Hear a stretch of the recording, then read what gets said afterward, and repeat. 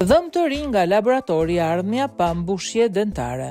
Një arritje revolucionare në shkencën e mjekësisë, studiuesit nga King College London dhe Imperial College kanë arritur për të parë struktura të dhëmbëve njerëzor në laborator.